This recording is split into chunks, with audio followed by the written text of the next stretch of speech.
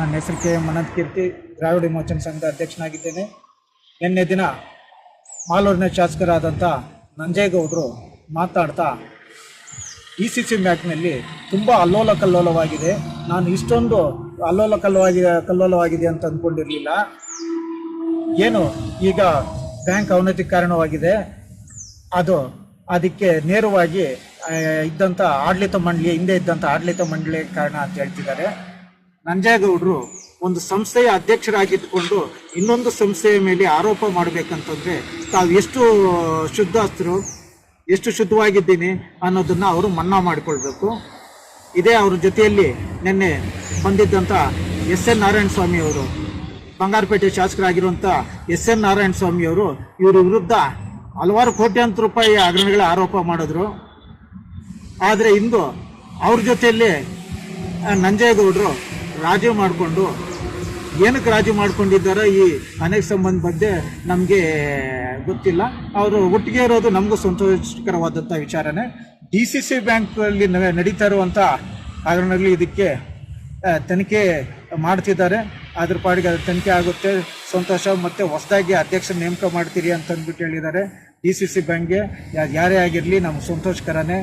ಆದರೆ ನಂಜೇಗೌಡರು ಈ SN ನಾರಾಯಣ ಸ್ವಾಮಿ ಅವರು ಮಾಡಿರೋ ಆರೋಪಗಳಿಗೆ ಅವರು ಉತ್ತರ ಕೊಡಬೇಕು.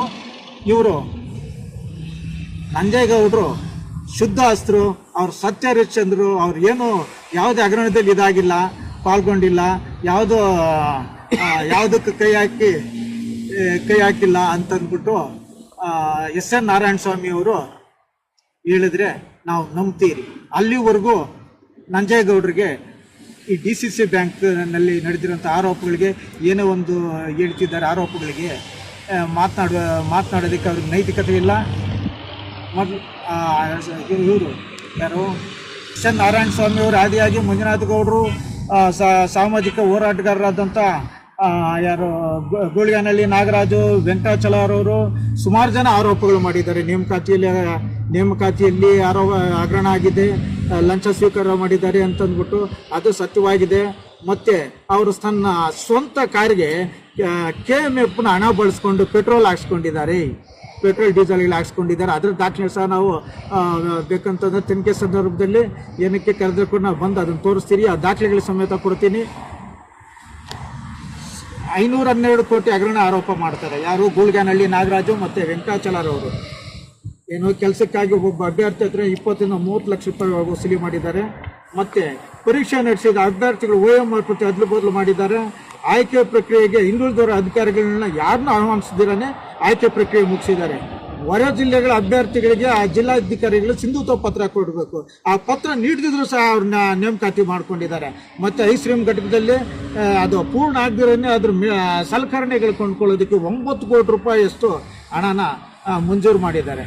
ನಿಗದಿತ ದರಕ್ಕಿಂತ ಹೆಚ್ಚು ದರ ಕೊಟ್ಟು ಖರೀದಿ ಮಾಡಿದ್ದಾರೆ. MEK ಗೋಲ್ಡನ್ ಡೇರಿ ಟೆಂಡರ್ನಲ್ಲೂ ಸಹ ಅಕ್ರಮ ಆಗಿದೆ. ಇಷ್ಟೆಲ್ಲ ಇಟ್ಕೊಂಡು ಇವ್ರ ಮೇಲೆ ಇಷ್ಟೆಲ್ಲ ಆರೋಪಗಳು ಇದ್ರೆ ಕೂಡ ಇವರು ಸತ್ಯಹರಿಶ್ಚಂದ್ರರಂತೆ ನಂಜೇಗೌಡರು ಪೋಸ್ಟ್ ಕೊಡ್ತಿದ್ದಾರೆ.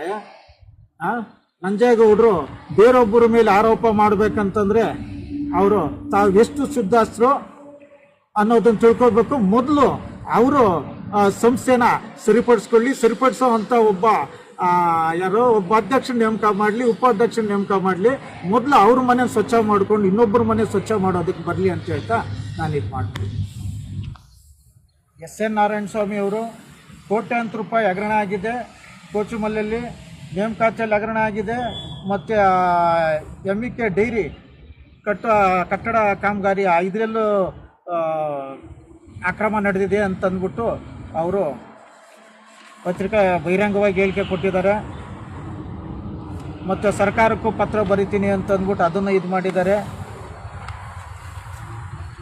ನೋಡಿ, ಅವರೇ ಪತ್ರಿಕಾಗೋಷ್ಠಿ ನಡೆಸಿ MEK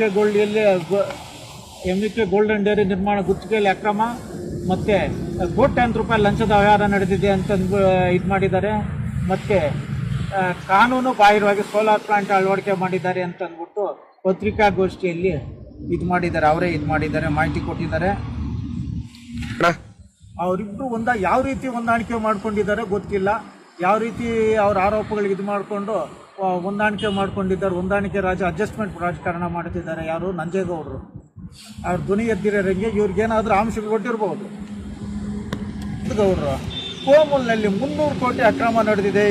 ಪ್ರತಿದಿನ ರೈತರು ಲಕ್ಷ ಹಣ ಸಂಘಟಿತವಾಗಿ ದರೋಡೆ ಮಾಡಿದ್ದಾರೆ, ಬೋಗಸ್ ಕಂಪ್ನಿಗಳ ಮೂಲಕ ಹಣ ಲೂಟಿ ಅಂತ ಅಂದ್ಬಿಟ್ಟು ಅವರು ಪತ್ರಿಕಾಗೋಷ್ಠಿ ಇದು ಮಾಡಿದ್ದಾರೆ. ಮತ್ತು ಅಂತರ್ಗಂಗೆ ಪತ್ರಿಕೆ ಎಚ್ಚರಿಸಿತ್ತು ಏನಂತ, ಆಡಳಿತ ಮಂಡಳಿ ಅವ್ರ ವಿರುದ್ಧನೂ ಅಬ್ಬರಿಸಿದ್ರು, ಇದು ಮಾಡಿದ್ರು. ಸಿಬ್ಬಂದಿ ನೇಮಕ ಲಂಚದ ಆರೋಪ ಸತ್ಯವಾಯಿತು. ಲಂಚ ಕೊಟ್ಟು ನೇಮಕ ಸಿಬ್ಬಂದಿಯ ಭವಿಷ್ಯ ಅತಾಂತರವಾಯಿತು ಅಂತಂದ್ಬಿಟ್ಟು ಅಂತರ್ಗಂಗೆ ಪತ್ರಿಕೆಯವರು ಬರೀತಾರೆ. ಆಯುಕ್ತರು ಬಂದು ತನಿಖೆ ಮಾಡ್ತಾರೆ. ಸುಮ್ಮನೆ ತನಿಖೆ ಮಾಡ್ತಾರೆ ಅವರು.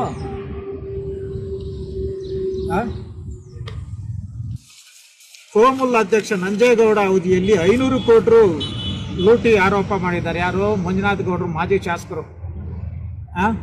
ಇದನ್ನು CBI ತನಿಖೆಗೆ ವಹಿಸಬೇಕು ಅಂತಂದ್ಬಿಟ್ಟು ಕೋರ್ಟ್ನಲ್ಲಿ ಹೋರಾಟ ಮಾಡ್ತೀನಿ ಅಂತ ಎಲ್ಲ ಹೇಳಿದ್ರು.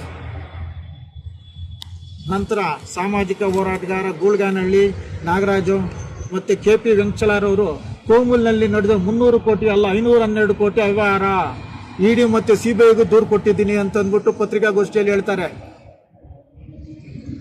ಇಷ್ಟೆಲ್ಲ ಆರೋಪಗಳಿದ್ರೂ ಕೂಡ ನಂಜೇಗೌಡ ಇಷ್ಟೆಲ್ಲ ಆರೋಪಗಳು ಇಟ್ಕೊಂಡು ಮತ್ತೆ ಅದನ್ನು ಲೂಟಿ ಮಾಡ್ತಾ ಅದನ್ನು ಅದು ಒಂದು ಗಣಿ ರೀತಿಯಲ್ಲಿ ಸಿಕ್ಕೋಗ್ಬಿಟ್ಟಿದೆ. ಎಷ್ಟು ಬೇಕೋ ಅಷ್ಟು ಗಣಿಯಲ್ಲಿ ಲೂಟಿ ಮಾಡ್ತಾ ಇದ್ದಾನೆ, ಬಾಚ್ತಾ ಇದ್ದಾನೆ. ಇದನ್ನು ಸಂಪೂರ್ಣವಾಗಿ ತನಿಖೆ ಮಾಡಬೇಕು. ಅವ್ರದ್ದೇ ಸರ್ಕಾರ ಬೇರೆ ಇದೆ, ಅವರೇ ತನಿಖೆ ಮಾಡಲಿ. ಇವಾಗೇನು DCC ಬ್ಯಾಂಕ್ ಇದಕ್ಕೆ ತನಿಖೆ ಮಾಡಲಿ, ಅದನ್ನು ಉದ್ಧಾರ ಆಗೋದಕ್ಕೆ ಏನು ಬೇಕೋ ನಮ್ಮದು ಸರ್ಕಾರ ಬಳಸ್ಕೊಂಡು ಇದು ಮಾಡ್ತಾ ಇದ್ದೀನಿ ಅಂತ ಹೇಳ್ತಿದ್ದಾರೆ. ಅದನ್ನು ಮಾಡಲಿ. ಮತ್ತು ಇವಾಗ ಕೋಮಲ್ ಅವ್ರ ಜೊತೆಲಿದ್ದಂಥ ಇನ್ನೊಬ್ಬ ಪುತ್ತೂರು ಮಂಜುನಾಥ್ ಅವ್ರು ಹೇಳಿದ್ರು, ಯಾರು KMF ಅಲ್ಲಿ ದುಡ್ಡು ತಿಂದಿದ್ದಾರೋ ಅವ್ರ ಕೈಗಳು ಕುಷ್ಠರೋಗ ಬರ ಅಂತ. ಅವರು ಅವ್ರ ಜೊತೆಯಲ್ಲೇ ಇದ್ದಾರೆ. ಎಲ್ಲರೂ ಅವರು ತನಿಖೆ ಮಾಡಲಿ. ಕೋಮಲಲ್ಲಿ ಈ ಆರೋಪಗಳಿಗೆಲ್ಲ ಇದು ಉತ್ತರ ಕೊಡಲಿ. ಮತ್ತು ಇದು ಅಕ್ರಮಗಳ ಆರೋಪಗಳು ಸಾಬೀತಾಗಿದೆ. ಅದಕ್ಕೇನಂತ ಹೇಳ್ತಾರೆ, ಇದಕ್ಕೆ ಅವರೇ ಹೇಳಿದ್ರು, ಯಾರು ಆಡಳಿತ ಅವಧಿ ಇರ್ತದೋ ಅವ್ರ ಅವಧಿಯಲ್ಲಿ ನಡೆದಿರೋಂಥ ಘಟನೆಗಳೇ ಅವರೇ ಕಾರಣರು ಅಂತ ಅಂದ್ಬಿಟ್ಟು ಅವರೇ ಹೇಳಿದ್ದಾರೆ. ಹಾಗಾದರೆ ಇದಕ್ಕೆಲ್ಲ ಕಾರಣ KMF ಅಲ್ಲಿ ನಡೆದಿರೋ ಹಗರಣಗಳಿಗೆಲ್ಲ ಕಾರಣ ನಂಜೇಗೌಡ್ರಿ. ಅವರೇ ಸ್ವತಃ ಒಪ್ಕೊಂಡಿದ್ದಾರೆ.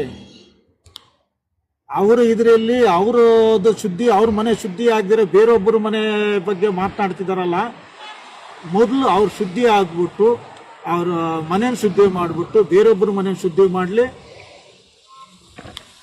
ಅಂತ ನಾನು ಕೇಳ್ಕೊಳ್ತಾ ಇದ್ದೀನಿ.